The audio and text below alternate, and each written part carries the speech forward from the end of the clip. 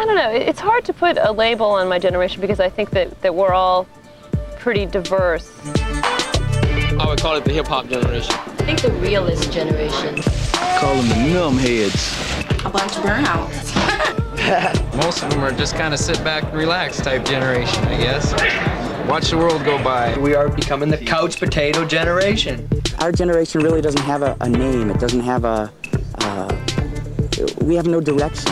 Can you tell me where we're going to? The generation label I'd give to mine is lost, and it's going to get lost. Is that it, the nowhere generation? I feel like I'm somewhere. I don't feel like I'm nowhere.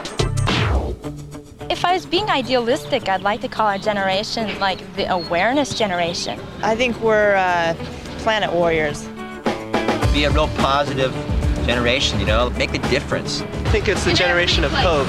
I don't think you can truly label our generation.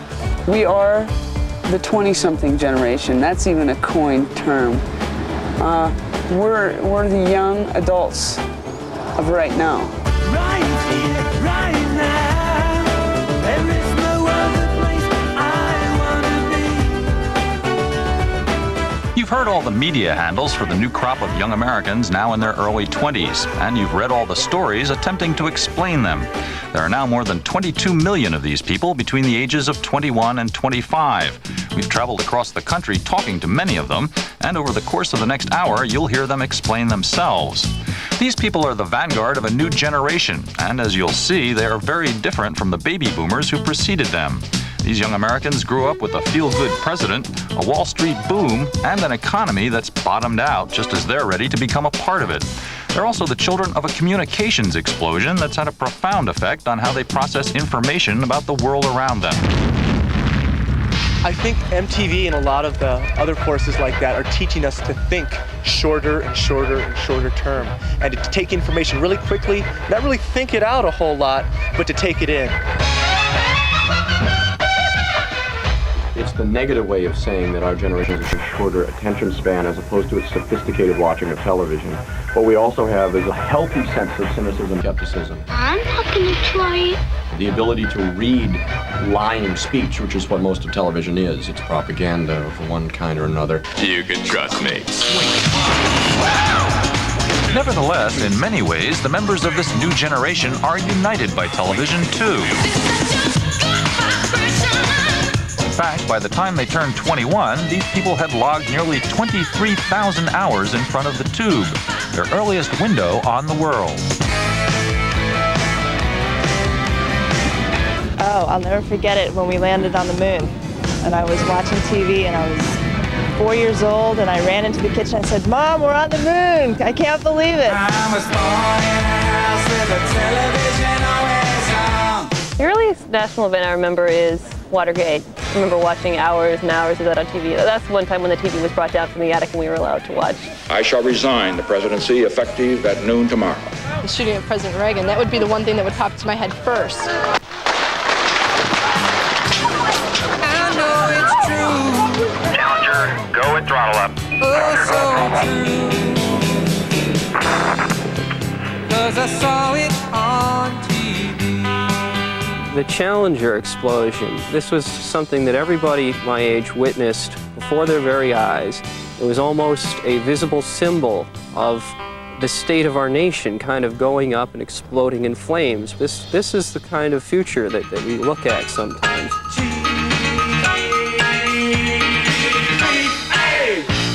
I was a TV-aholic. I watched everything from Good Times, Dang, oh man! Jefferson's to Gilligan's Island. Skipper, let's go! I watch them today, they're hilarious. I love humor because we had enough controversy day to day. Come on, get happy! Partridge Family. All in the Family. Happy Days. Thank you very much. Sanford and Son. Starsky and Hutch. Charlie's Angels. Morning, angels. I am a TV savage.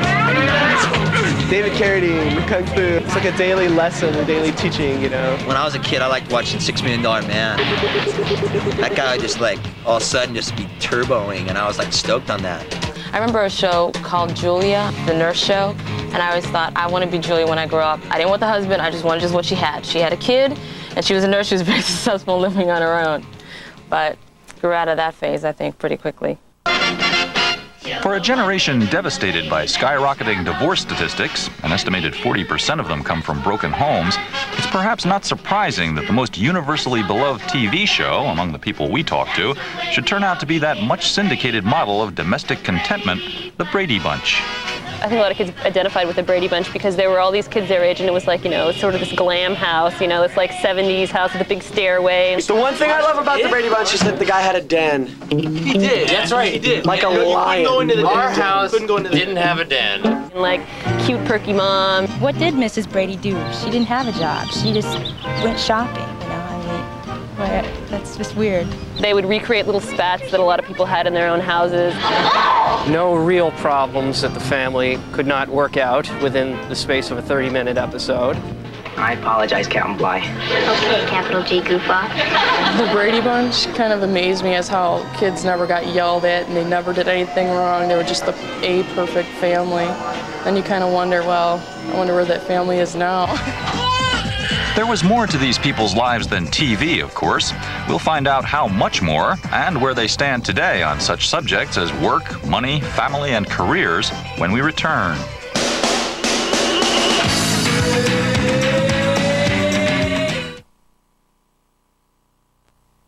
MTV Buzz Clip.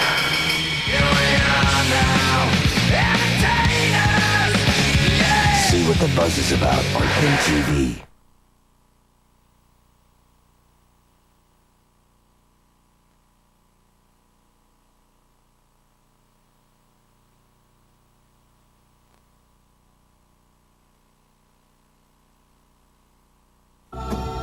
"500 years later, the hunt for the immortals begins again."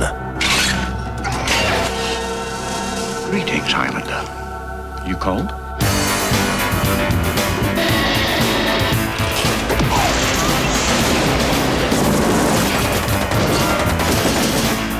Highlander 2, The Quickening. Let's have some fun. Rated R. Now playing at a theater near you. We've been going to high schools to see what everyone thinks of new Clear Stick from Clearasil. So you use this on your pimples? No, this is something totally new. You stick it on before you get pimples. Whoa, this feels like it gets under your skin. Yeah, where pimples start. So I stick it on, and I won't get stuck with pimples? Excuse me? Clear Stick's designed to quickly deliver powerful medicine, which penetrates deep into your pores. It gets under your skin to help prevent new pimples. Work. Just look at this face. New Clearasil Clear Stick sticks it to your pimples before they stick it to you. Just use it.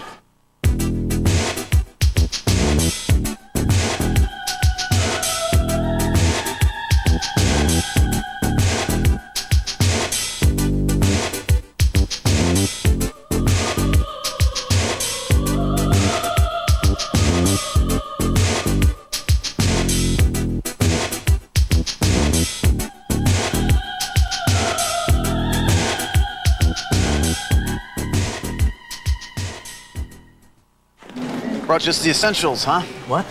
I think they'll have shampoo there. We're not have Head and Shoulders. We're just gonna be gone a week. Right, a week. Let's say it's the end of the week. We're rested, a little sunburned, and this stunning brunette sits down beside us.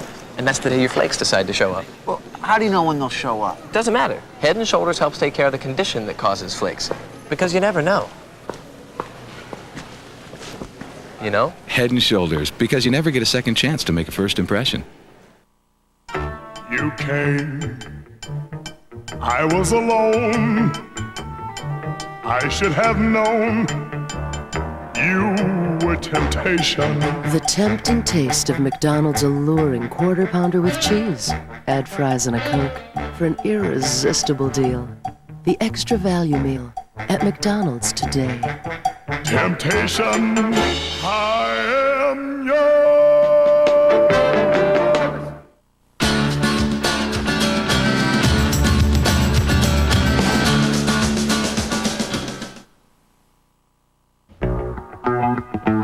Today's young adults are entering a world very unlike the one their baby boom predecessors faced, mainly because there's a lot less money floating around. College education is more important than ever, if only because graduates are likely to earn 4 times more than people without a degree. But college is more expensive than ever, too, and student loans are tight. To make ends meet, more and more young people, many of them working to pay their way through school, are continuing to live at home with their parents. In fact, 75% of young men aged 18 to 24 still live at home, the highest percentage since the Great Depression of the 1930s. And for those not going on to college, these recessionary times may turn out to be even tougher. According to the New York Times, 1.5 million jobs have disappeared in this country in just the past year. To find out what life is like for these young people, we spoke to some ambitious high-tech workers at an electronics trade show in Chicago, the members of a struggling funk rock band in Boston, and a young married couple trying to get by in the fading factory town of Kenosha, Wisconsin.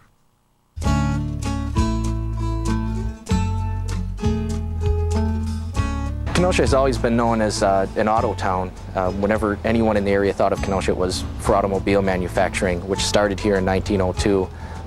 The company that became the Nash Company and then American Motors, so we were known for making the Pacers and the Gremlins and all of those automobiles. And then Chrysler purchased AMC and eventually shut down most of their operations here. You got a fast car. Is it fast enough so you can fly away? You gotta make a decision. Leave tonight or live and die this way. I had a few family members working there, and I mean, when they closed down, they were making good money there, and when they closed down, they don't have nothing else to do because that was a major factory in Kenosha. It was AMC, and when it closed down, everything went, and there was nothing left. There still ain't.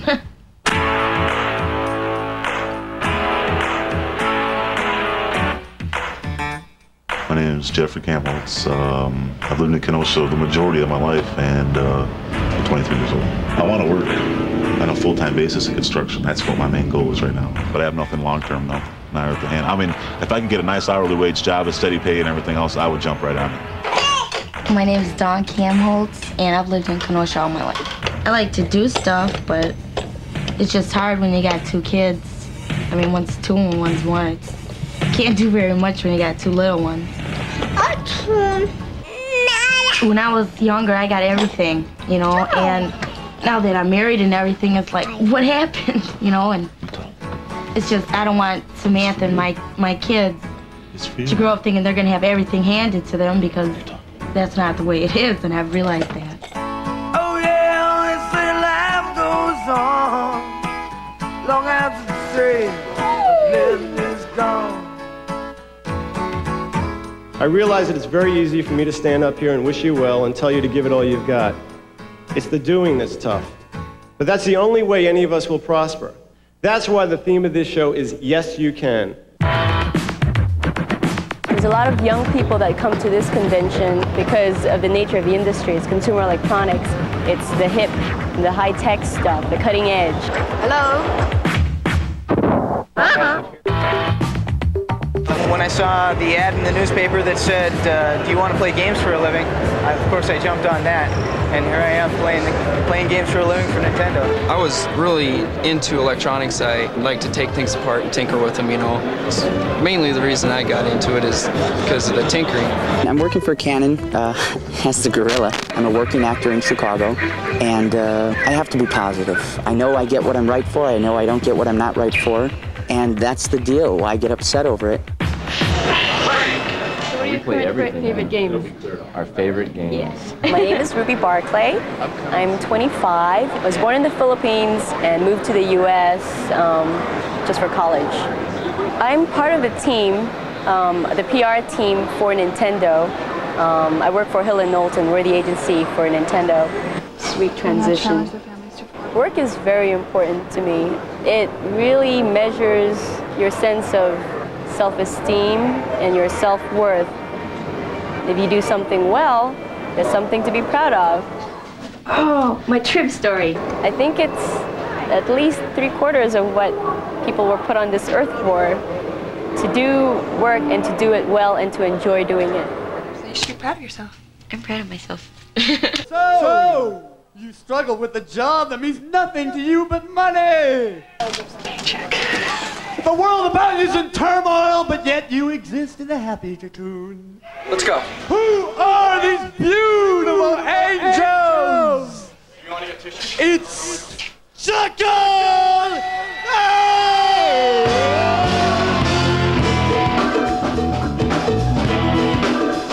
There are two different kind of people in the world. There's pimps and whores. And you're either a pimp or a whore. And when you work that day job and you're in someone else's corporation and you're towing the company line, you're basically their whore. But when you're an entrepreneur and you set up your own business and you do your thing, you are your own pimp, and that is the way to go. Something funky and you know it, shake your butt. Chucklehead is about 8 guys doing what they want to do and how they want to do it. It's about self-control. We were doing it ourselves, and we were going up to Boston to be employed, not by, I don't know, Data General or IBM, but by Chucklehead. Did you guys get guitar stands? Chucklehead is into running their own business, and that is as important to us as the music, and fun, too. Okay, come on there, right on the line. A dollar bill is a friend of mine, and then moolah. We need moolah. What about greenbacks, y'all? What about greenbacks, y'all? Was it advertised as a $2 admission even for the general public? No, for the general public, it's $6. We've always said, we've made it when this is what we do for a living. If I'm playing a gig every Friday and Saturday night and it's my only job, I have made it. Need money. I do have to have a day job in order to pay the rent, and I work at an insurance agency. This is my abode. It's hard going to work. It's a real drag. I have a nice job. I work with friendly people, but it is really hard to play a gig on a Friday night and then a gig on Saturday night and be a king. I might sing like Peter Brady, but I like Marsha. And then go into work on Monday morning and be a pawn. Do you need 2 copies of that? That's a hard thing to do. The question we have to keep asking ourselves is, are we having fun? If you're not doing something important and if you're not having fun, why are you doing it?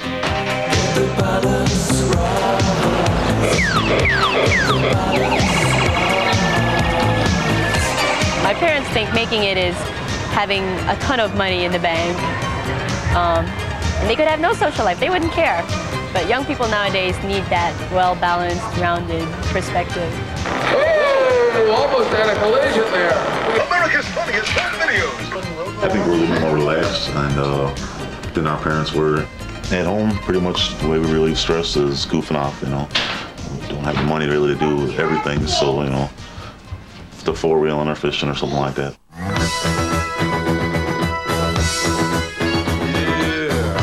This is what the majority of the people our ages are doing these days. Are just coming out, bring their vehicles, play out here in the mud. We're on the road to nowhere. Come on inside. What I like the most about cars is power, what they can and can't do.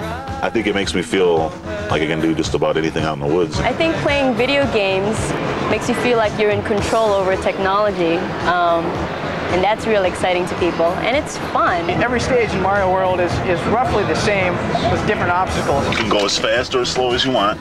You can go pretty much anywhere you want as long as you don't get stuck. Of course, you don't want to get squashed by these large masses of sand that are coming down through the earth. Oh, I won't go down. Oh boy, I'm sliding right into them.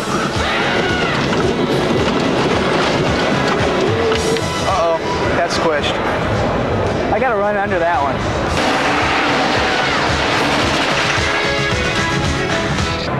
Game over. We're on a road to nowhere. If life had 3 big challenges, one of them is having a career and also having a relationship. What a woman.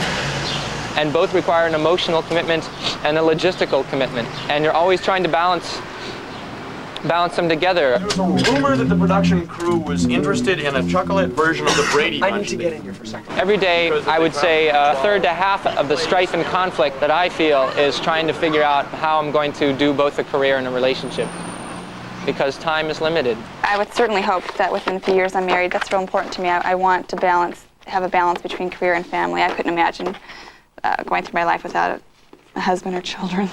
I got the bills, I got the kids, I got the husband. I mean, not many girls my age have all this responsibility that I have. 99% of the friends I know, their parents are divorced. Very rarely they stay together. I've seen the mistakes my parents made, and he's seen the mistakes his parents made. And I don't want my kids to be brought up with some other guy or with someone, I want them to be with their parents together.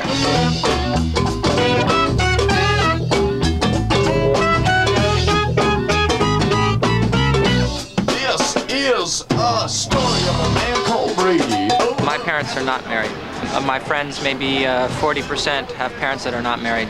That's affected me ever since. I think it would be a long monologue about how that's affected me, but that's a big shakeup. I think that our generation has seen so much divorce in their childhood and while they were growing up that, like myself, I do not want that ever to happen to me, and I would make darn sure that it didn't. We're not happy all the time together, but we want to make it work for the kids and us, I mean, it's going on 4 years and it's been okay so far.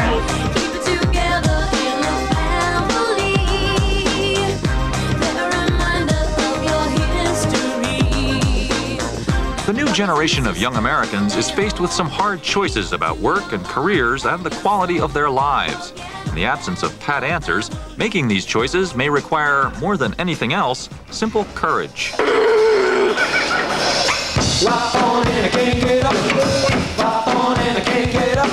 In music, people always say to a soloist, you seem so timid. Why are you playing so timidly? And the soloist will say, I don't want to make any mistakes. And the teacher will say, play loud and make a big, ugly mistake. And that's how you should live your life. You should be loud and boisterous and do whatever you want and make big, ugly mistakes and learn big, ugly lessons from them. I don't know, that sounds a little tame. Let's kick it in.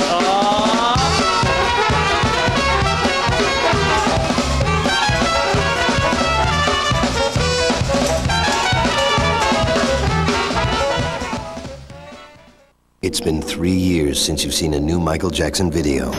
But on Thursday, November 14th, MTV will change all that twice.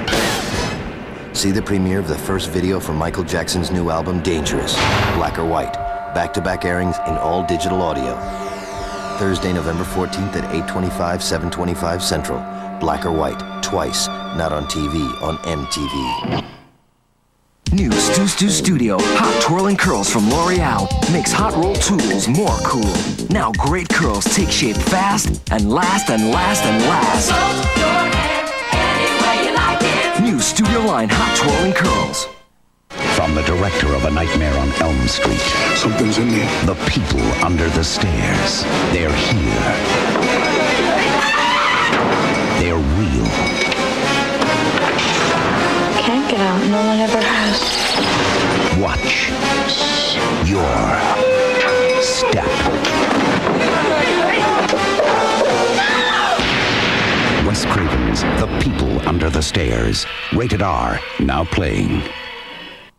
I'll borrow my mother's earrings, her scarf, but my mother's tampons? No way. I found new Playtex Ultimates cardboard applicator tampons. Great protection, plus a curved cardboard applicator. Playtex Ultimates. It's not your mother's tampon. Let Bona Beef cater your next gathering.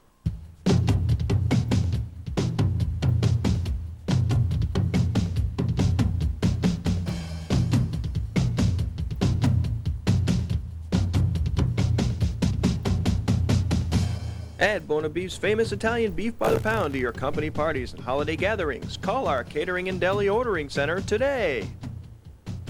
Bona Beef, serving Chicagoland. Call 749-BEEF. Now playing on request. From Oliver Stone comes The Doors, and Alec Baldwin tries his hand as the marrying man. Request is the place to see Hollywood's latest hits with no advance reservations, return trips, or late fees. Quick and convenient. It's home entertainment made easy. Simply order a first-run hit now playing on your request channel and get billed only for what you choose to watch. No waiting, no travel, no trouble. Request, where you choose the best. Call now to order. In high school, Mark never worried about getting dates. He just did. He never worried about making school teams. He just did. He never worried about getting good grades. He just did. And he never worried about getting AIDS. just did.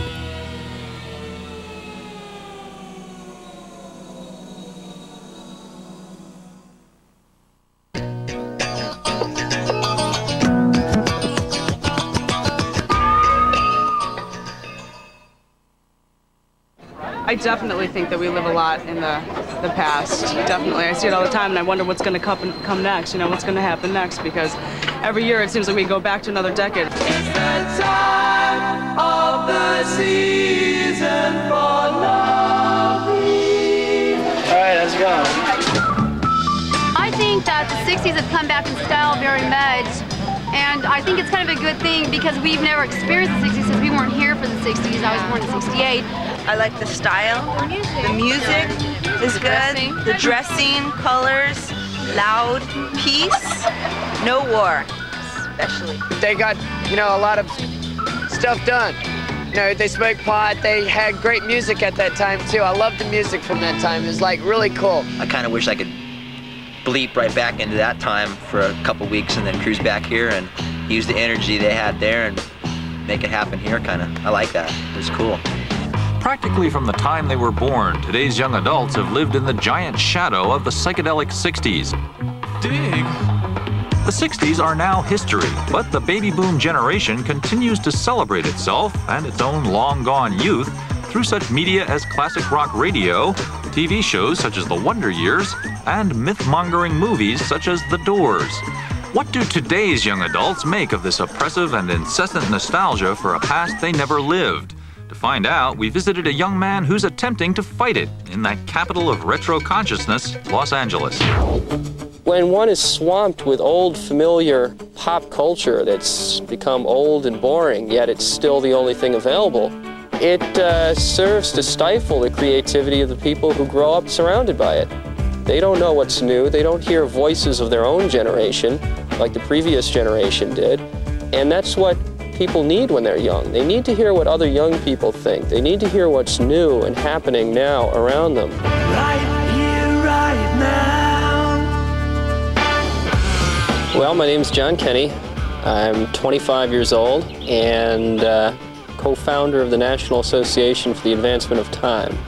We call that NAFTAT for short. We thought that this generation needed a voice, and so we formed it as a form of protest because we were tired of living in the 60s. We were tired of always hearing old music. We were tired of always seeing old reports on the 60s glorifying the era and stuff. And we thought, let's have a voice for people our age. By the time we got to Woodstock. This was 2 years ago, summer of '89. Everybody was getting geared up for the 20th anniversary of Woodstock. And there was articles coming out in Newsweek and Time and New York Times. And this was coming 1 month after the Tiananmen Square massacre. The whole world was changing. With the Cold War was rapidly coming to an end. Everything was changing around the world. And the only thing America seemed interested in doing was looking back to this overblown, overrated concert in the mud that's 20 years old. And we thought this was almost obscene. We launched this campaign called Boycott the Past Week, and the idea behind that was we wanted people to give up the past for 1 week. We wanted them to not listen to oldies radio, not watch the Wonder Years, not listen to their Beatles records. You know, put the 60s and 70s, the whole past away, and just concentrate on living in the present. I always say, let's go with the future and present, because the past is over. Can't go back again. Here we are, Melrose Avenue, heart of Los Angeles. Melrose Avenue, where the past meets the future, with a resounding collision. Coming up on Johnny Rockets here on the right.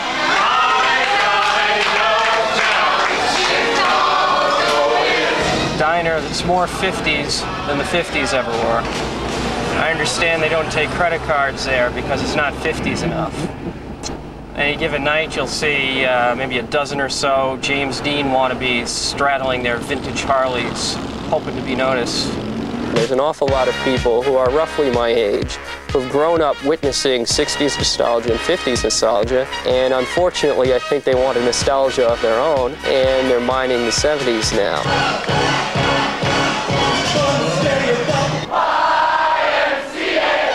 And it just twists the nature of time itself almost.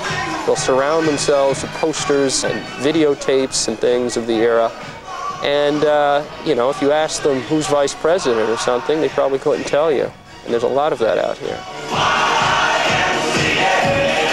We believe all decades are created equal is one of the tenets of National Association for the Advancement of Time's philosophy. We don't think that any one time is better than the other.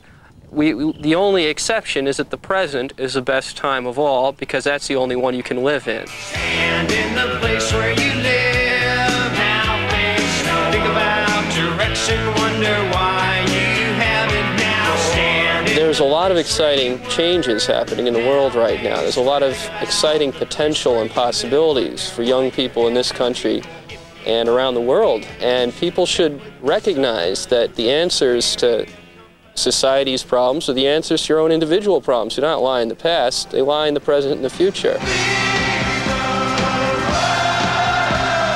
A lot of people look upon the Live Aid thing as a common experience for this generation.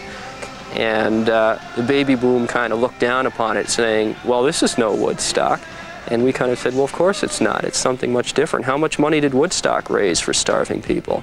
And that was the beginning of a new period, I think, for this generation. That was something that we all shared in and enjoyed in.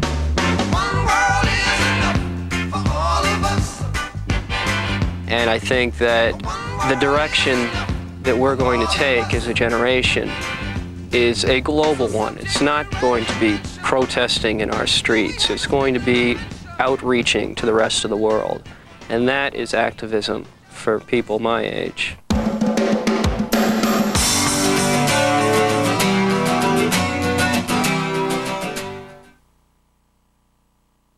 How can you expect the birds to sing when their groves are cut down? Henry David Thoreau. Walden Woods is in danger, but you can help. MTV's Save the Woods contest is a contest everyone wins. Just by entering it, you can make a contribution to the Walden Woods Project. Then MTV will fly one of you and a friend to the site to meet the founder of the Walden Woods Project, Don Henley. We'll walk the same trails Thoreau walked. I'll show you the spots now threatened by developers. Don will give you a copy of his book, Heaven is Under Our Feet, autographed by him, Janet Jackson, Sting, and Paula Abdul. You'll also win a complete set of outdoor clothes and a 21-speed mountain bike. Save Walden Woods. Dial 1-900-820-7000, and a portion of your 95-cent charge will be given to the Walden Woods Project. You can also enter by sending your name, age, and address on a postcard to Save the Woods, P.O. Box 1211, Radio City Station, New York, New York, 10101. Together, we can save these historic woods. My best friend and I went out last night with our brand new perms. Well, she had gone to the salon and spent way too much money. And I had gotten an Ogilvy home perm. People kept coming up to me and saying, oh, your hair is gorgeous. Is it naturally curly? But nobody really said anything to her. The Precisely Right home perm by Ogilvy. It's got automatic shut-off timing. I couldn't have overdone it. I couldn't have underdone it. I couldn't get it wrong. I really, really made a right choice. I'm glad I didn't go with her to the salon. You've played every Mario game. You've conquered every Mario game. You think you've mastered all there is to know about Mario. Well, you better think again. New Super Mario World, made possible by the power of the Super Nintendo Entertainment System. You've never faced the challenge of so many enemies, so many obstacles, so many levels. You've never needed help from a dinosaur before. Super Mario World, you get it only with a Super NES. It's part of the growing lineup of games for the next generation from Nintendo. You've got to play it. You've got to have it. You've got a reputation. Now you're playing with power. Super power. Double, double your refreshment. Double, double your enjoyment. Oh, no, single gum. Double freshens your mouth like double mint gum. Double, double your refreshment. Double, double your delightment. Oh, no, single gum. Double freshens your mouth like double fresh, double good. Come on and double it. Double mint gum. There's no single gum like it. The holidays have begun, and so has the fun. Play ball! Because Mac Wait up for me! is back Oh no! with a new friend Veda Sultanfuss. I like my name. in a new adventure, Run for your life! facing a whole new challenge. Have you ever kissed anyone? No. My Girl. Better not tell anyone. But not either. Rated PG. Coming Wednesday, November 27th to a theater near you. Leave it to me. A whole crowd of people, and who ends up wearing the mess? Wherever I go, if there's food, bullseye. It's like I'm a magnet for stains. You get a lot of messy stains, you need a high-priced detergent, right? Wrong. Try low-priced new Dash with a stain-seeking system that gets in there and gets out some of the toughest stains. Because after all, life can be messy for anyone. Get new Dash and clean a mess for less, with less.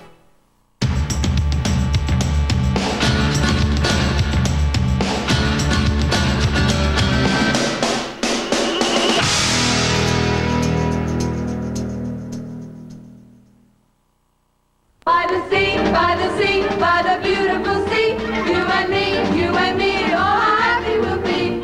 In the United States, each generation tends to celebrate its own well-documented past. But for two young Colombian immigrants, the traditional culture of their parents and their native land still looms large, even as they attempt to fashion lives of their own on the growing international youth scene of Miami. You know, people associate Miami and Miami Beach with, it's like a haven for like old people. It was all filled with old people, row after row. All there was decaying buildings filled with decaying people, and now every single thing has changed. Of course it changed an awful lot because it used to be old people, now it's youngsters, so I feel a little younger.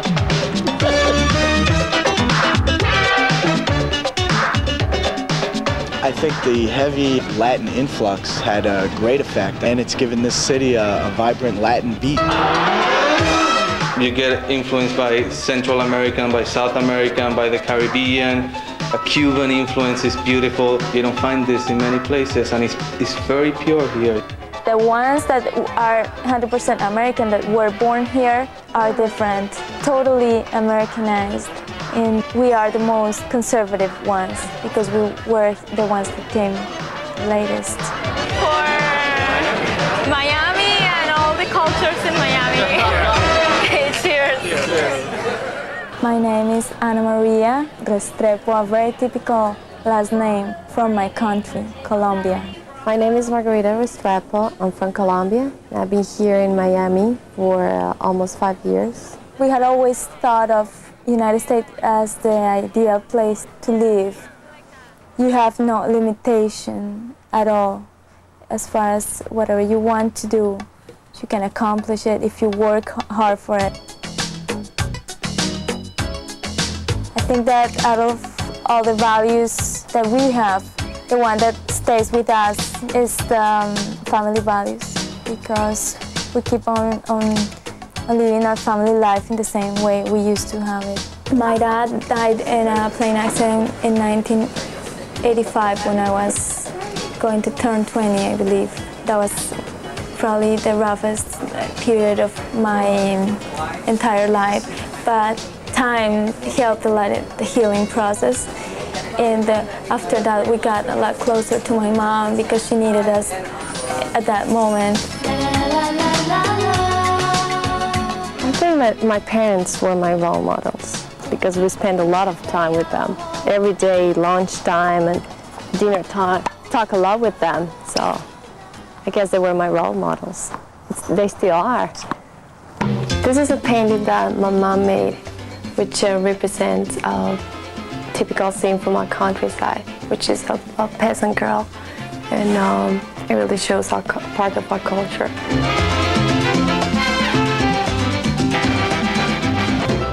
I'm a graphic designer or a graphic artist. I think my mom's artistic inclinations definitely were the biggest influence on me because we used to spend a lot of time drawing when we were little.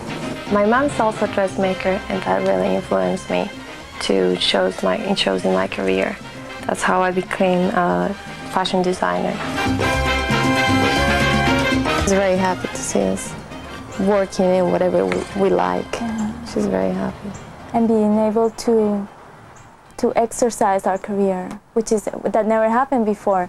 They would finish their career, but they would get married right away and then have kids right away. is my favorite photo from my parents' wedding in 1965. My mom was 23 at the time, actually 2 years younger than I am right now. And it seems like I'm not gonna get married too soon. I don't have that planned yet.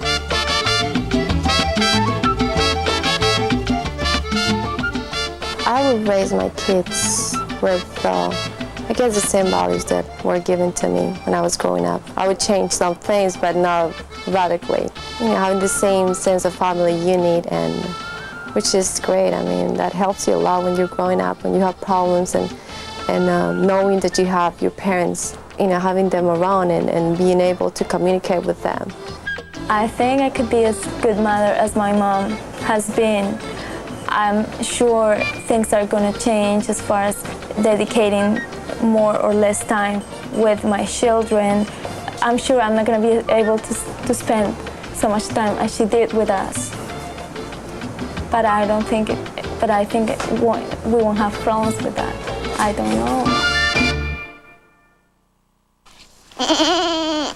A very different sort of past lives on to some extent in Eugene, Oregon, where a young man who was raised in a 60s-style hippie commune in radically non-traditional ways ponders his own particular place in the 1990s. When I come to major decisions in my life, lots of times I try to put myself in my father's shoes. He was like a hero to me, you know, everything he did was right in my eyes. And so I always try to put myself in his shoes to see what he would be doing. My name is Noah Wemple. I was born in 1970, which makes me 21 years old. From the ages of 2 until about 13, I lived up here on Cougar Mountain. This is where my parents came in 1972 and came with a number of other families and tried to start a new life up here. This is the road leading up to Cougar Mountain. We're leaving everybody behind. Everybody that went up there for a reason. They were all the same kind of people. They were part of the movement. They were the radicals. They were the hippies. They had the long hair. You know, they were the peace-loving people, and here was this mountain that they could live on and be away from everything else. This is the Cougar Mountain that I grew up on. It was basically almost, you know, a commune, and everything was shared. The whole living space was shared. You know, meals were shared. Food from the garden was shared. Work was shared. And although we don't live up here anymore, we come up here just about every week. All the memories can't be erased. And so we try and keep it alive. Growing up in the commune, we all were very close. We all lived together for a number of years and became a very close-knit family. One love, one heart, let's get together and feel alright. I was 15 when my father died, but I still feel that, you know, when I see the people that I used to live with, I feel that they are part of my family, and that gives me a real sense of belonging. Pretty nice. And I have a lot of the same values and beliefs as they do. You know, they were for peace, they were against large companies ruling the marketplace, and we can't be wasteful, we can't be destructive the way we are. The whole world is slowly deteriorating, and we're flushing things down the drain left and right. And there's a lot of people from the counterculture that you know, say, hey, that's completely wrong. You know, we can't be wasteful like this. And I have all those values and beliefs. Well, I won't back down. Well, this that we're looking at over here is called a clear cut. This is when the large timber companies go in to an area, to a forest, and they basically wipe everything clean. And that's one of the main things that I hope our generation can change, is the forestry practices that are in effect right now. And this clear cutting practice is one of the ones that needs to go. You know, they can go in there and do selective logging, and take the trees, take some of the trees and leave some of the other trees. And sure, it'll take a little bit longer and they won't make quite as much money, but then we'll still have a forest. Thought we could change this world with words like love and freedom. There you have the U-Wood bench. Yeah, that didn't take long either. I'm done for the day. I'm going on strike. I have a lot of the same values as my parents, and in some ways I have a few that are a little bit different just because of the way I saw my upbringing. All you need is love. People around me when I was growing up, money wasn't a thing that they worried about too much. But I could see from looking from the side that if they did have the money, boy, they could have done some great things. They could have made some serious changes. I think that even though it sucks, money is important. I've read many real estate books about people that go into real estate investing for short term and come out of it with some nice money. And that's where my interest in real estate started, and now I have a job where I do construction and remodeling, and I'm learning that trade, and so that furthers my interest in real estate, because if I can invest into it, I'll have the know-how to fix it up myself.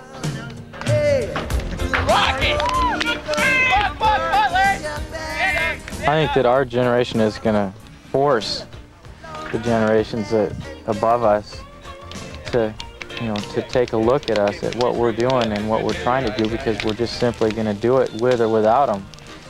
We are going to stand up and make a change in the world, because I think that we're conscious enough to realize that we have to do that. If we are to succeed, we need to learn how to learn. And that's what my father told me over and over, was you just need to learn how to learn. And if you can do that, then everything else will fall in place.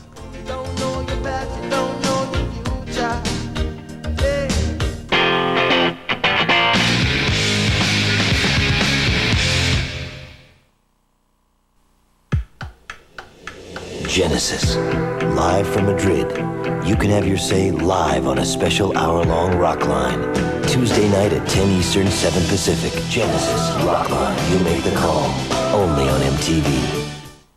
Fievel's back. Mama, Papa, Tanya! In a brand new magical adventure filled with music, laughter, and love.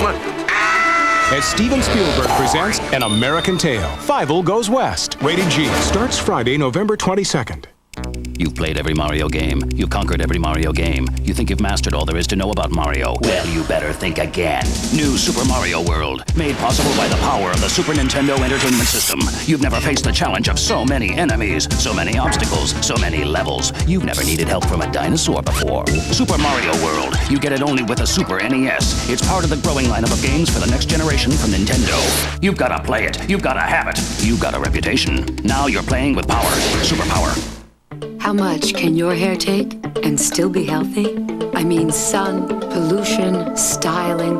It can even end up here. You need Pantene. It's not just another shampoo. It's daily treatment for healthy hair.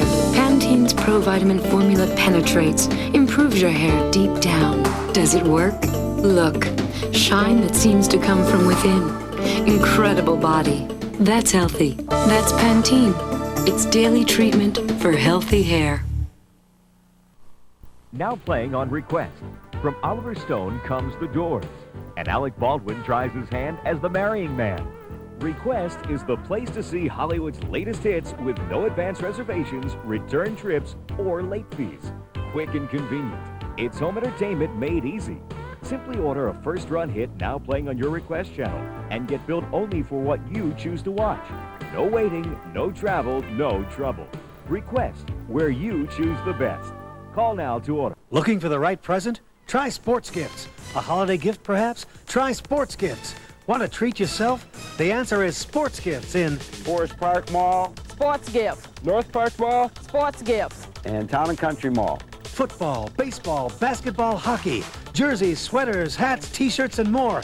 Sports Gifts is easy to get to. There are 3 locations, and they carry more sports merchandise than you can possibly imagine. Chicago sports fans know where to go. They go to Sports Gifts.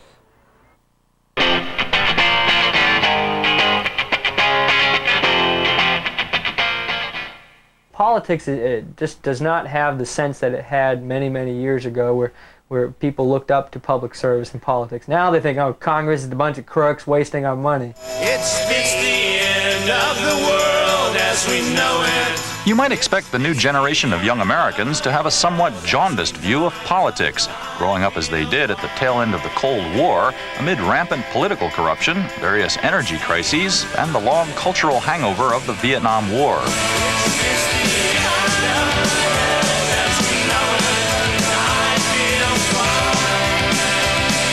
Despite the sometimes contradictory evidence of their own eyes, this generation grew up hearing from their president that the United States was basically in great shape. And here's the greatest American this country's ever seen, right here. This is him, folks. Greatest American this country's ever had, set the country back on track. So thank God for Reagan. Don't worry, be happy now. There's one thing that I learned and he epitomized was eternal optimism. Don't worry. Ronald Reagan was one of my heroes. Be happy. Now, let's have some fun. Don't worry, be happy. We had this big party that was the 80s Reagan generation. You know, we got tons of everything you ever wanted. You know, you got tons of money. Things are fine. Let's deny all the problems that are going on. You know, happy days are here. Let's just drink a lot and get real drunk and have a great time. Now, I'm feeling a kind of headache. It will soon pass, whatever it is. To find out in more detail how this generation feels, we talked to some young people who are trying to make a difference in Washington, D.C., some determined young environmentalists in Snowmass, Colorado, and in Fort Stewart, Georgia, some veterans of the nation's latest war, Operation Desert Storm.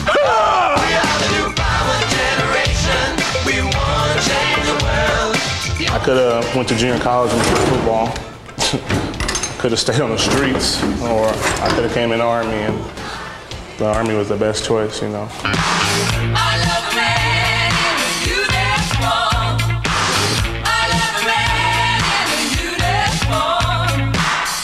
I knew there was things in the Army that civilian people or people outside the Army have never done before, so that was another reason to come, you know, for the adventure. I can't tell you how it feels when you're way out there on your own tracking the bad guys. I wasn't ever thinking that I was going to go to war myself or anything like that, but I was just wondering how that felt. See if I can get that feeling too, you know, without actually going to a war, and then boom. You have to stand for something. If you don't stand for something, you stand for nothing. Yeah, I have goals and I want to pursue it, and this is the place I think I can do it, and I can do it best. Dino, this is important. I have to run. We live in a political world. The cities live a lonesome fear. Little by little, you turn to the middle, but you never sure why you're here. Close call. My name is Dino Coluccio. I'm 23. I'm from the state of New Hampshire, and I work as a legislative assistant to a senator from New Hampshire, Bob Smith. To a very large degree, I thought this was the best place to try to do the greatest amount of good for the greatest amount of people. We live in a political world. A lot of friends, you know, they see me involved in politics now, and they say, gee, when are you going to run for office? Nice to meet you. Co-sponsors for you, the Senate Select Committee bill. Keep up the good work. And I say to them, you know, that I do plan to run for office. It's not a question of if I'm going to run, it's when. We live in a political world. In high school, my only ambitions were to race to work at 8 o'clock in the morning with everyone else and make money and drive a BMW. Have some food. I actually didn't really become interested in environmental issues until about 2 years ago, when I realized there was a problem and something did need to be done. Here. My name is Kelly Stelsreed.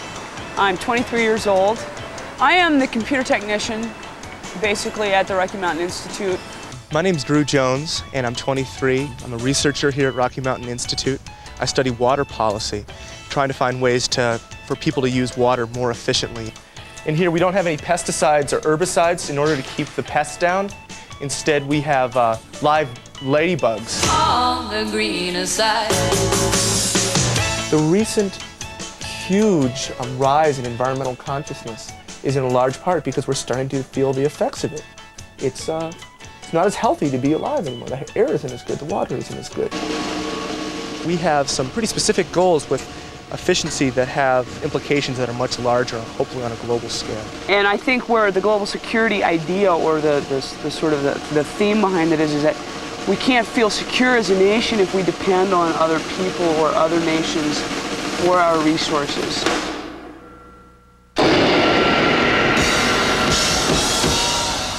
All of a sudden, we were sending our sons overseas because of this oil that we can't live without. Because I need to get in my pickup truck and drive down to 7-Eleven to get a pop. I'm putting my kid in a tank.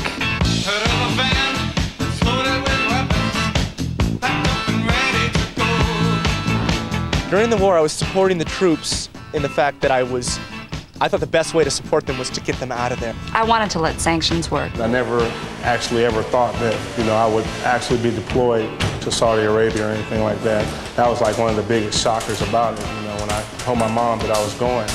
During Desert Storm, I certainly had a role to play in briefing the senator on what was going on diplomatic efforts, the defense buildup, intelligence matters. And when it came right down to it, actually writing his floor speech about whether or not to use military force to send people my age into combat where they may very well get killed. Let's discard Saddam Hussein on the garbage heap of history. We kind of sat back here and watched CNN like every night going, yeah, go.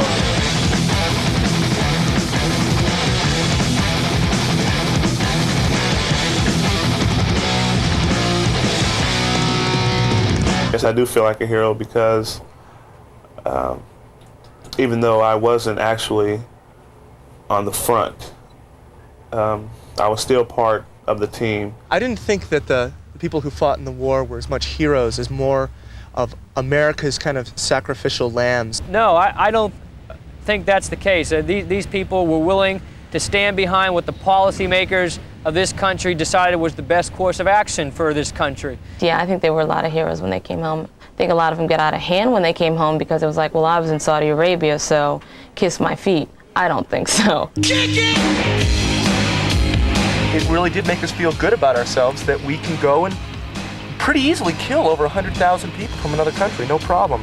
I think that makes a lot of us feel really good because we're disempowered in other parts of our life. In one way, man, we're number one. We kick some serious ass. We perhaps may have gone a bit too far, for instance, with the victory parade we had and the massive display of military hardware. All that wasn't necessary, but it made us feel good. You gotta fight for your right. We're not only congratulating our troops for this war, but we're trying to make up for Vietnam. It is our commitment to the New World Order. You gotta fight for your right to party. Bush's idea of New World Order is essentially, when you boil it down, a system by which we, America, control the world. The New World Order, to me, personally means that it's okay to be proud to be an American. It's okay to be patriotic. But I think it's also okay to be proud to be like a citizen of the world. I think the New World Order is the same old. I don't think anything's gonna change. I'm gonna make a change for once in my life. As far as I can see, I think things are going to get better. I see a better and brighter future. Gonna make it right.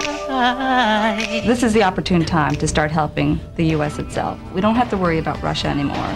I think this is the time to really devote ourselves to our country and to take a look at health care and take a look at welfare and revamp that and the drug issues and do something about it.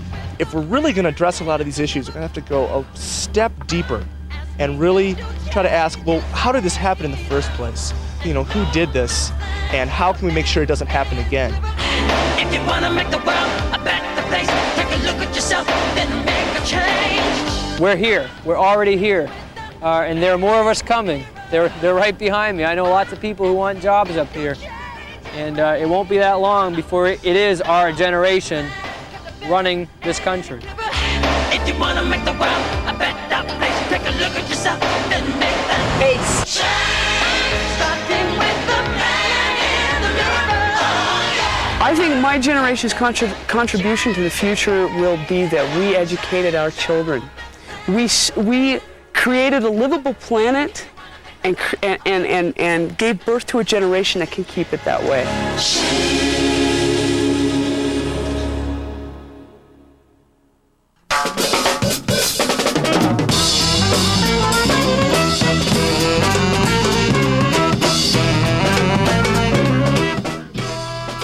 If you tuned in late, there's an encore presentation of MTV Generation tomorrow afternoon at 2 o'clock, 1 Central.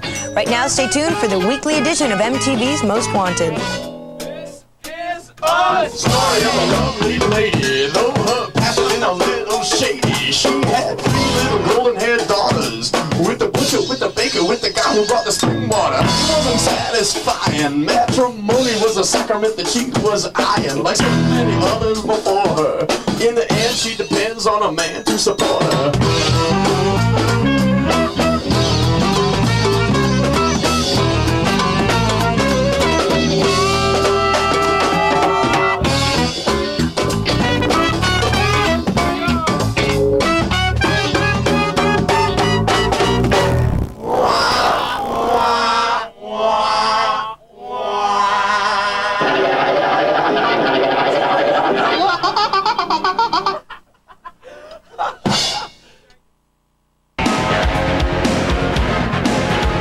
Video of the week. The guys from Boston, one of 2 bands from Boston on this week's Most Wanted. It's Get the Funk Out.